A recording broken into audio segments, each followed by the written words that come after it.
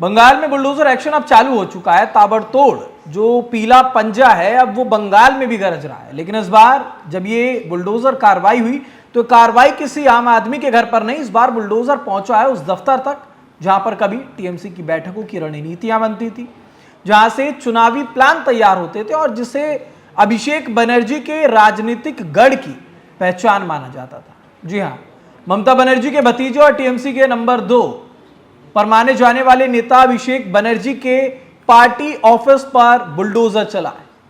अब सवाल यह नहीं है कि दीवारें आखिरकार क्यों टूटी, सवाल यह है कि क्या सिर्फ इमारत टूटी है या फिर बंगाल की राजनीति में अब कोई नया खेल जो है वो शुरू हो चुका है। क्योंकि लंबे समय तक 15 साल तक टीएमसी का यहां पर शासन रहा और उसके बाद लगातार जो एक्शंस हैं वो हो रहे हैं। तमाम भ्रष्टाचार हो, तोलाबाजी हो, अलग अलग तरीके के जो आरोप हैं वो टीएमसी पे लगे हैं और उन्हीं में अब एक्शंस हो रहे हैं। तो जगह है दक्षिण 24 परगना, डायमंड हार्बर का इलाका, और यही वो सीट है जहां से अभिषेक बनर्जी सांसद हैं और यही उनका सबसे मजबूत राजनीतिक किला भी माना जाता है। इस इलाके में एक इमारत थी। स्थानीय लोग बताते हैं कि यहां पर टीएमसी के कार्यकर्ताओं की बैठकें होती थी, चुनावी रणनीतियां बनती थी और पार्टी के कई बड़े कार्यक्रमों की तैयारी भी यहीं से शुरू होती थी। लेकिन शनिवार की सुबह भारी पुलिस बल पहुंचा, इलाके की घेराबंदी हुई और उसके बाद बुलडोजर ने इमारत पर पहला वार कर दिया।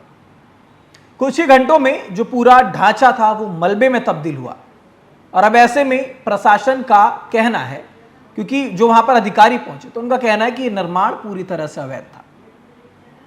जरूरी मंजूरियां इस इमारत के लिए नहीं ली गई और कई बार नोटिस भी यहां पहुंचाए गए, लेकिन जब कोई भी जवाब नहीं मिला तो आखिरकार तोड़ने की जो कार्रवाई है वो करनी पड़ी। यानी कि प्रशासन कह रहा है कि ये राजनीति नहीं है, ये कानून का पालन है।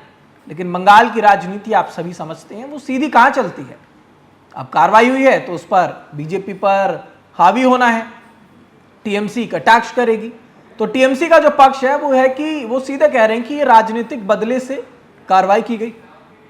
पार्टी नेताओं का कहना है कि जिस दफ्तर से पार्टी का संगठन चलता था उसी को अब निशाना बना लिया। पार्टी का कहना है कि अपने मन से ये सरकार काम कर रही है और इनका मकसद सिर्फ एक है, अभिषेक बनर्जी की राजनीतिक तौर पर अभिषेक बनर्जी को कमजोर करना। यानी कि एक तरफ तो प्रशासन का साफ कहना है कि अवैध निर्माण था, दूसरी तरफ टीएमसी कह रही है कि राजनीतिक बदला है। अब इस सब के पीछे सच्चाई क्या है? देखिए, ये शायद अब जब ये मामला अदालत तक पहुंचेगा तो अदालत बताएगी कि आखिरकार इसके पीछे की हकीकत क्या है। लेकिन राजनीति ने अपना जो फैसला है वो फिलहाल सुना दिया है। बीजेपी का जवाब अब इसमें, क्योंकि बार बार जो अटैक है वो बीजेपी पर हो रहा है, सरकार पर हो रहा है, तो बीजेपी का जो भी जवाब आएगा वो आपको जरूर बताएंगे। क्योंकि बीजेपी नेताओं ने पहले भी कई बार बोला है कि बंगाल में जहां पर भी अतिक्रमण होगा उसको बर्दाश्त नहीं किया जाएगा।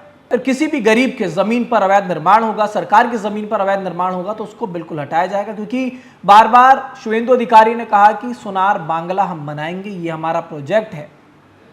अब इन सब के बीच बुलडोजर आखिरकार इतना बड़ा राजनीतिक मुद्दा क्यों बना? क्योंकि जब ये एक्शन हुआ और वो जगह जो थी वो अवैध थी, तो अगर एक्शन हुआ तो इसके बाद इस मामले को इतना ज्यादा क्यों बढ़ा दिया गया? क्योंकि पिछले कुछ सालों में देश की राजनीति में बुलडोजर सिर्फ एक मशीन नहीं रहा, ये एक राजनीतिक प्रतीक बन चुका है।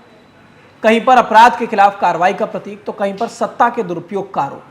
और अब ऐसे में ये बुलडोजर बंगाल की राजनीति में सबसे ताकतवर परिवार तक पहुंच गया, जहां पर लंबे समय तक अभिषेक बनर्जी ने, ममता बनर्जी ने राज किया। अब उन्हीं के ऊपर जब शिकंजा कसा गया इस पीले पंजे से, तो कहीं ना कहीं लोगों को कष्ट जरूर हो रहा है। लेकिन एक बात तो बहुत जायज है कि अगर अवैध निर्माण कहीं पर भी होता है तो उसका विरोध किया जाता है, उस पर एक्शन लिया जाता है, और इसी वजह से ये जो बुलडोजर है वो वहां पर चलाया गया। तो फिलहाल इस खबर पर आपकी क्या राय है हमें कमेंट बॉक्स में जरूर बताइएगा। देश दुनिया से जुड़ी तमाम खबरों के लिए देखते रहिए न्यूज़ एक्सप्रेस।